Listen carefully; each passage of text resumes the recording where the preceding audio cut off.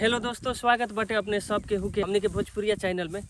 देश और विदेश और गांव में रहे वाला सब केहू साथी सबके हमरा तरफ से ढेर सारा प्यार बाटे। और ई वीडियो में बन रही अपने लोग खातिर हम बहुत सारा मजा के गांव के वीडियो से लेके अबे करम ई चैनल पर अपने लोग बन रही।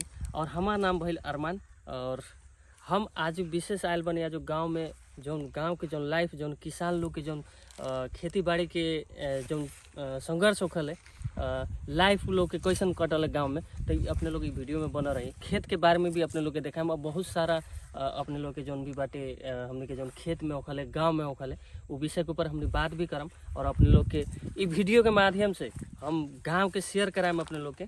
तो ई वीडियो में अपने लोग बना रही। और चलिए अपने लोग के दिखाओ तनी गेहूँ के खेत सबसे पहले शुरू करल जाए।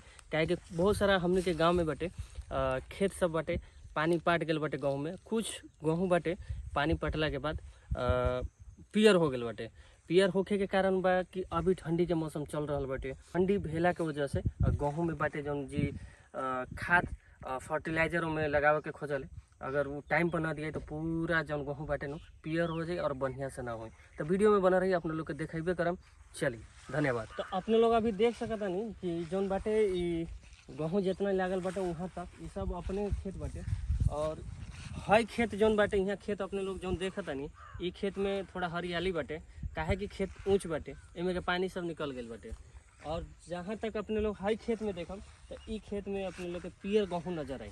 तो ए में भी अगर फर्टिलाइजर जौन खाद मल होखल है ए में भी छिटा गेला के बाद ये जौन खाद बाटे छिटा गेला के बाद ए में भी हरियाली हरियर नजर आई। और काहे कि ये थोड़ा खाल बाटे खेत, खाल भेला के वजह से अपने लोग देख सकते हैं 5-7 दिन पहले में पानी पट रहे, अभी भी पानी में मौजूद बाटे।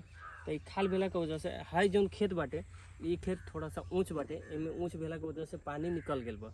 अगर ई खेत में जौन बाटे गेहूँ के खेत बाटे इनमें अगर पानी जामले रह जाए, पानी जामल रह जाए तो उहे पियर हो जाए, उसमें पानी ना निकले सके, ठंडा जाए, मतलब ठंडा हो जाए गेहूँ।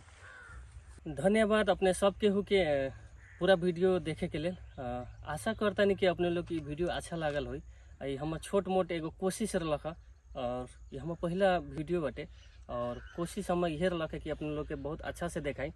तो माफ़ी मांगे के चाहम अगर कुछ गलत बुला गए हो, उतना कॉन्फिडेंस से ना बोल सकनी है काहे कि पहला वीडियो बाटे। तो अपने लोग से यह गुजारिश बाटे कि वीडियो का लाइक और शेयर और कमेंट जरूर कर दें कि हमरो तरीका कॉन्फिडेंस बढ़ी और आगे भी वीडियो अपने लोग के लिए अबे करी चैनल पर। इस चैनल के प्लीज़ सब्सक्राइब कर लें अपने लोग, ताकि और भी आगे बेहतर वीडियो बना के अपने आप के हम इम्प्रूव करके अपने लोग के सामने लेके आएँ।